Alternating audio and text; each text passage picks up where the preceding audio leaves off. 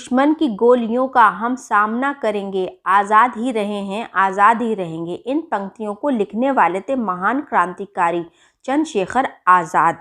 उन्होंने कसम खाई थी कि उन्हें जीते जी कभी अंग्रेज़ हुकूमत पकड़ नहीं पाएगी।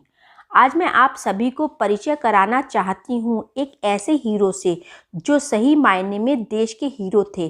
फिल्मी पर्दे पर जो कारनामे आज के हीरो बॉडी डबल करने के बाद भी नहीं कर पाते, वह काम एक महान क्रांतिकारी और देशभक्त शहीद चंद्रशेखर आज़ाद ने कर दिखाया था।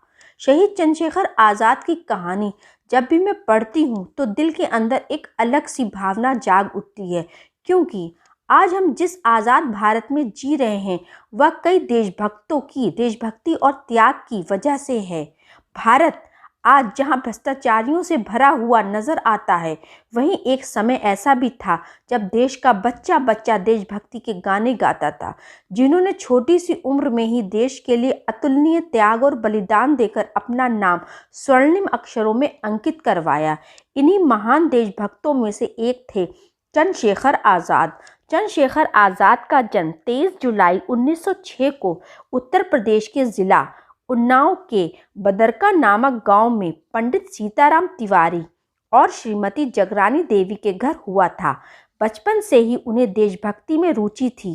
दिसंबर 1921 में जब गांधी जी के असहयोग आंदोलन का आरंभिक दौर था, उस समय महज 14 वर्ष की आयु में चंद्रशेखर इस आंदोलन का हिस्सा बन गए। इस आंदोलन के कारण उन्हें गिरफ्तार भी किया गया और फिर मजिस्ट्रेट के सामने प्रस्तुत किया गया।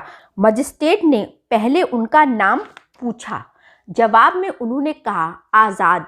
मजिस्ट्रेट का दूसरा सवाल था पिता का नाम, आज़ाद बोले स्वतंत्रता। और जब तीसरे सवाल में उनके घर का पता पूछा तो उनका जवाब था जेल खाना।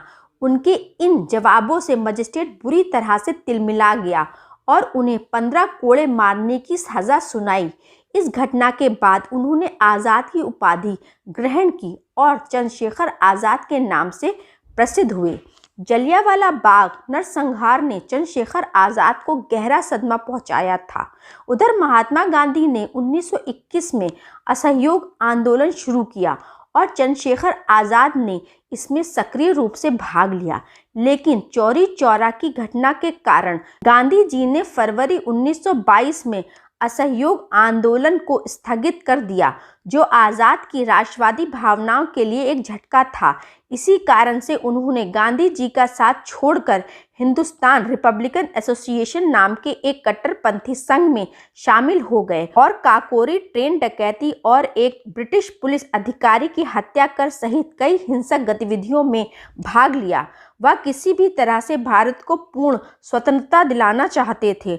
लाला लाजपत राय की हत्या का बदला लेने के लिए उन्होंने ब्रिटिश सहायक पुलिस अधीक्षक कर्नल सैंडर्स की हत्या कर दी।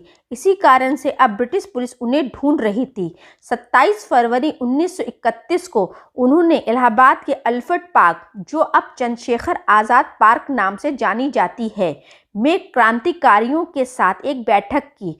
उनके एक सहयोगी द्वारा उन्हें धोखा दिया गया था और ब्रिटिश पुलिस द्वारा उन्हें पार्क में घेर लिया गया। वह बहादुरी के साथ लड़े, लेकिन बचने का कोई दूसरा रास्ता न देखकर उन्होंने खुद को गोली मार ली और जिंदा नहीं पकड़े जाने की अपनी प्रतिज्ञा को पूरा किया। दोस्तों, चंद्रशेखर आज़ाद ने जिस देश की आज़ादी के लिए अपनी जान तक दे दी थी, उसी चंद्रशेखर आज़ाद की शहादत के बाद लोगों ने उनकी मां का जीना मुश्किल कर दिया था। राइटर व हिस्टोरियन जानकी शरण वर्मा बताते हैं कि आज़ाद के शहीद हो जाने के बाद भी उनकी मां को उनके लौट आने का विश्वास था। उन्होंने मन्नत मानकर अपनी 2 उंगलियों में धागा बांध रखा था और कहती थीं कि उसे आज़ाद के आने के बाद खोलूंगी। आज़ाद के लिए रोते रोते उन्होंने अपनी आंखें भी खराब कर डाली थीं। सदाशिव, जो आज़ाद के दोस्त थे, आज़ाद के शहीद होने के बाद भी ब्रिटिश हुकूमत के खिलाफ लड़ते रहे। कई बार उन्हें जेल जाना पड़ा। आज़ादी के बाद जब वह स्वतंत्र हुए तो वह आज़ाद के माता पिता का हालचाल पूछने उनके गांव पहुंची।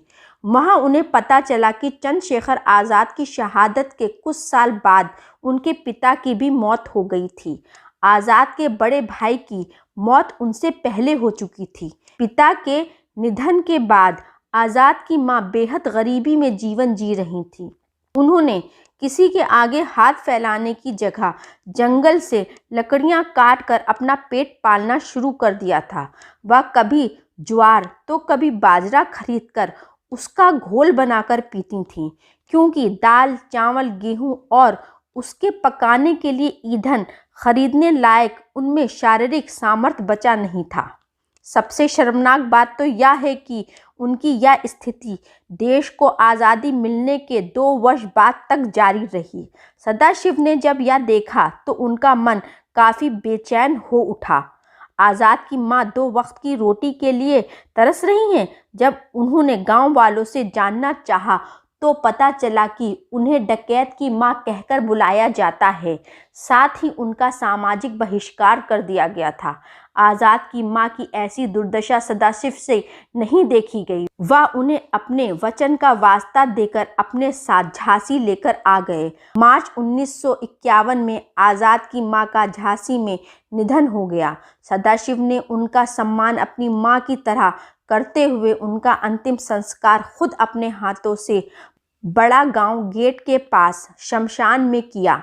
लेकिन झांसी में इस वीर माता की समाधि का सन्नाटा कभी कभी ही टूटता है। ये वीडियो यहीं पर समाप्त करते हैं। अगली वीडियो में फिर मिलेंगे, तब तक के लिए अलविदा दोस्तों।